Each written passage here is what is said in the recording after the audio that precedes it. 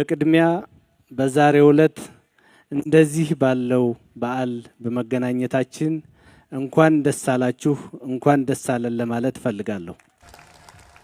ክልላችን ችግር ባጋጠመው ጊዜ ከጎናችን ቆመው አይዟችሁ ብለው ክልሉን እንደ አዲስ በማዋቀር ሂደት ላይ እንደ ካድሬም ሆነው ሰርተው ለዛሬ አንጻራዊ ሰላም ላበቁን እንቁ ጀነራሎቻችን ፊታችን ላይ አብረው የዚህ በዓል ተሳታፊ ስለሆኑ እነሱንም በዚህ አጋጣሚ ማመስገን እፈልጋለሁ።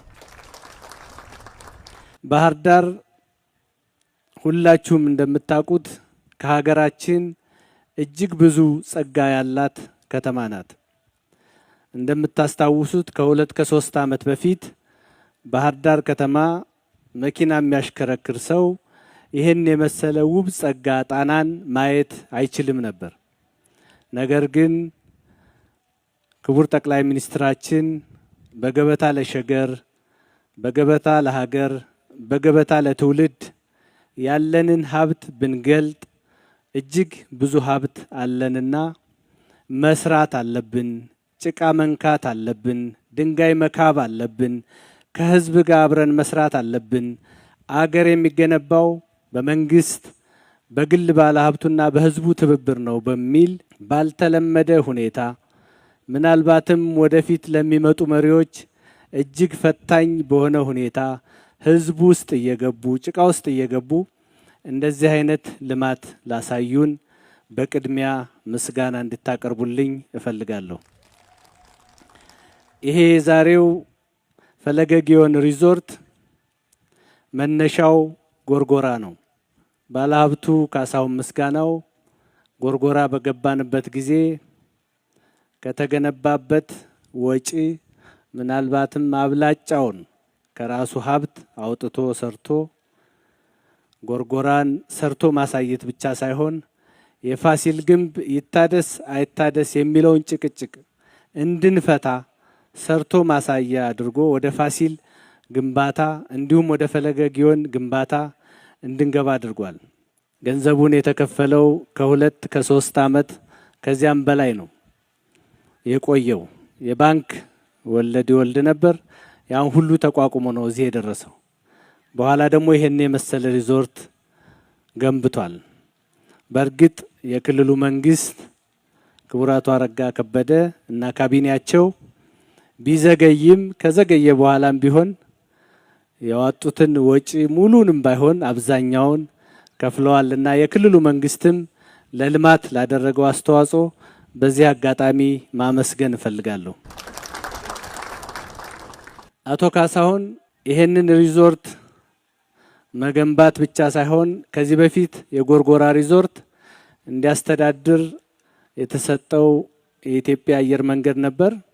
ነገር ግን ይሄንን የመሰለ ውብ ሪዞርት በመገንባታቸው ብቻ ሳይሆን ይሄን ሪዞርት ለማስተዳደር ከጎርጎራ ጋር ለማገናኘት አዳዲስ ዘመናዊ ጀልባዎች በመግዛታቸው ይሄን ጥረታቸውን በማየት ከኢትዮጵያ አየር መንገድ የጎርጎራን ሪዞርት ወደ አቶ ካሳሁን እንዲዞር ተደርጓል። ይሄን የወሰነው መንግስት ነው።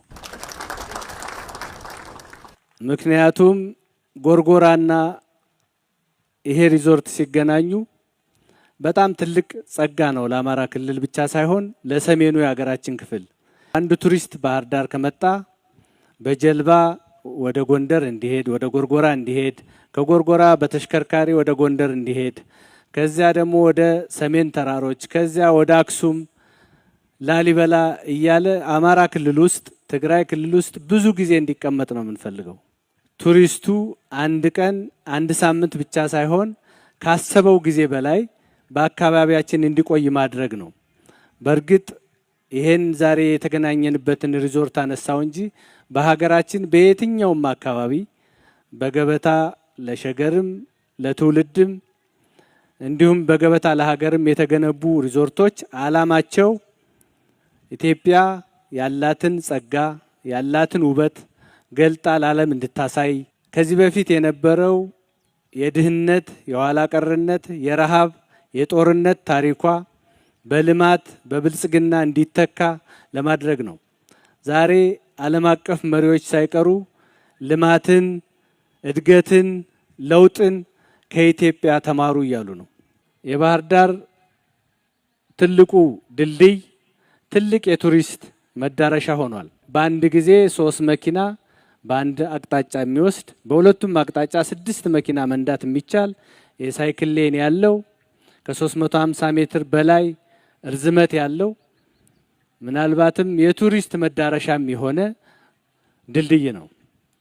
እሱ ብቻ ሳይሆን ትልቁ ስቴዲየም ደረጃውን ጠብቆ አሁን ዛሬም እንዳየነው ነገ ከነጎዲያ ዓለም አቀፍ የሆኑ ክለቦች መጠው እንዲጫወቱበት እነ አርሰናል እነ ማንቸስተር ሳናያቸው ተጫዋቾችን ሳንዳስሳቸው ባጠገባችን ሳያልፉ ምንድንደባደብባቸው ክለቦች ሳይቀሩ መጠው እንዲጫወቱ ነው የምንፈልግ። ውጭ ያሉ በረዶ በሚሆን ሰዓት ሙቀት በሚሆን ሰዓት ወይ ሙቀት ነው ወይ በረዶ ነው እነሱ ጋር። የዚያን ጊዜ ረፍት ጊዜያቸውን ለምን ባህር ዳር አያሳልፉም? ለምን ጅማ አያሳልፉም? ለምን ሐዋሳ አያሳልፉም?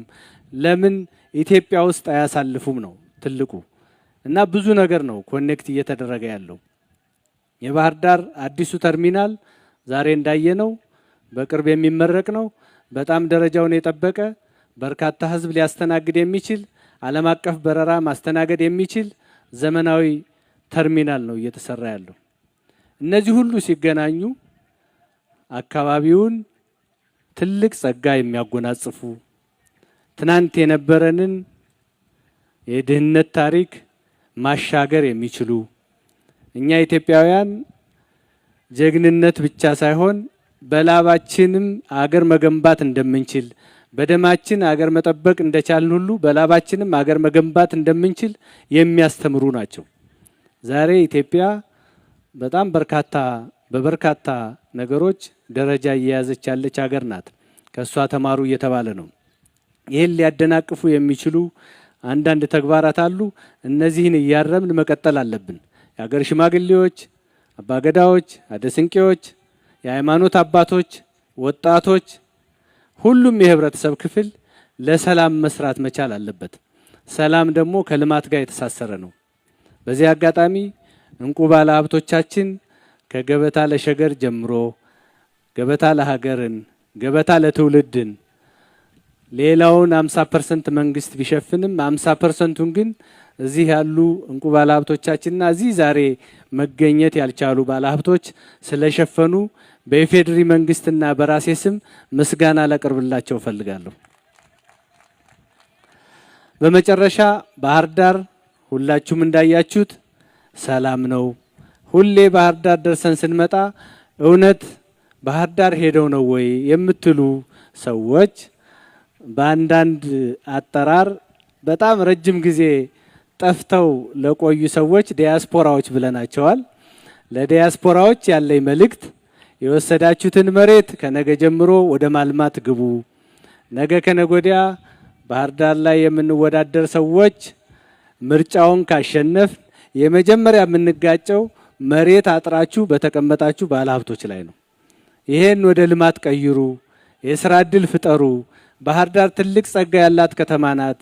አብረን ተባብረን አገራችንን እናልማ፣ ክልላችንን እናልማ። ባህር ዳር ውቢቷ ባህር ዳርን ተባብረን እናልማ። ሰላማችንን በጋራ እንጠብቅ። መጪው ምርጫ ሰላማዊ፣ ዲሞክራሲያዊ፣ የህዝብ ቅቡልነት ያለው እንዲሆን በዚህ አጋጣሚ ጥሬን ማስተላለፍ ፈልጋለሁ። እጅግ በጣም አመሰግናለሁ። የተከበሩ አቶ ተመስገን ጥሩነህ የኢፌዴሪ ምክትል ጠቅላይ ሚኒስትርና የዕለቱ የክብር እንግዳ እጅግ አድርገን እናመሰግናለን።